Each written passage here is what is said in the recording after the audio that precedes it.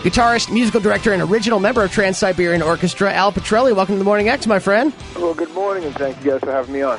Thank you, Al. Thanks for joining us. All right, Al, so 20 years of touring, over 2,000 shows. Aren't you guys tired? No. No? No, I live for this stuff. I mean, I've been dreaming about doing something like this since I was a little kid growing up on Long Island, so... being an aspiring guitar player and being young, going to concerts at Madison Square Garden, Nassau Coliseum, I just stood in the audience and was like, God, please, one day. And, when that day finally comes, you hang on to it for dear life. I never get tired. I love every second of every note of every show. You're literally living the dream, Al. Every moment, sir.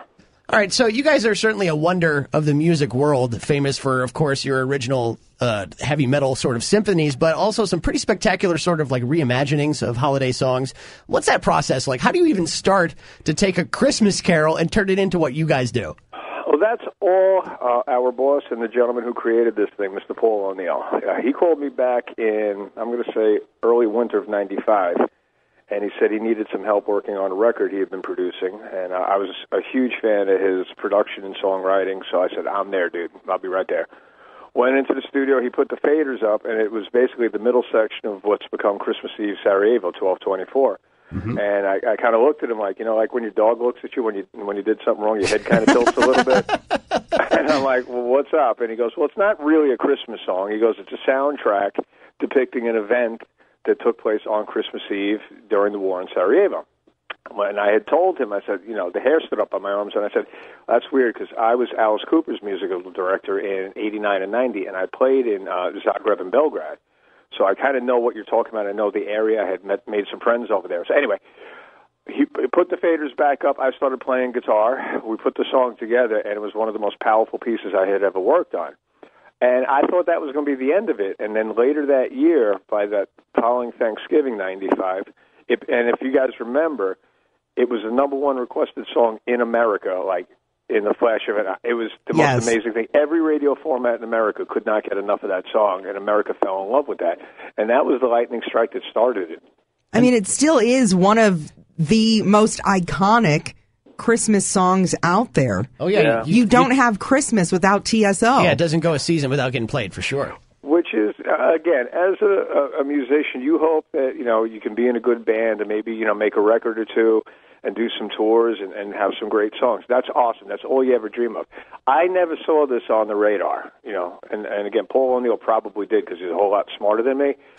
And he kind of had this vision, and he knew he was unwavered. He was going to go for it, and I'm just proud to be along for the ride.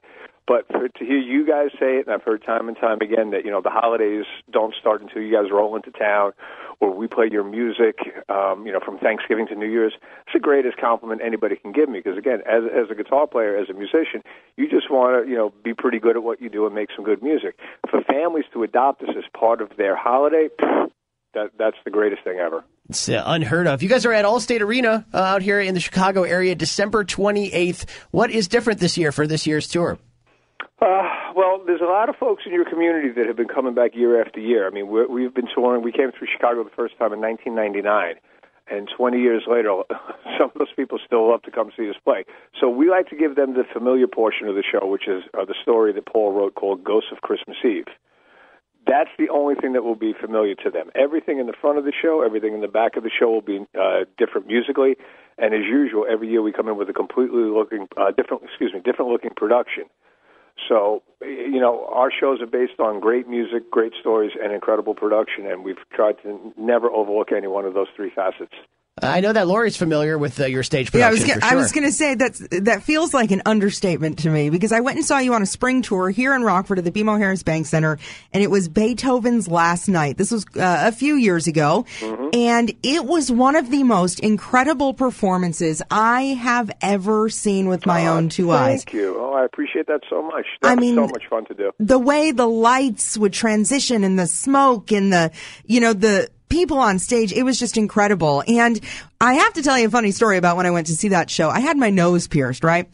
And I have awful allergies, and I was feeling ill at the time, and I was really up close. You know, all the smoke is going and this, that, the other, and I sneezed because, of course, I wasn't feeling well.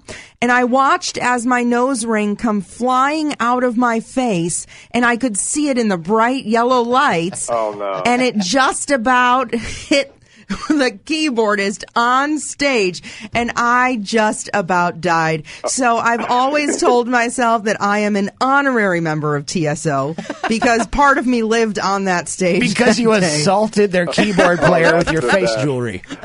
Well, listen, I tell you what, if you would have hit him in the face with it, you could have joined the band. I would have paid Oh, for that. man. Al, I was so close. Lori has zero musical ability, trust me. So neither do I. Don't worry about it. I find that impossible to believe.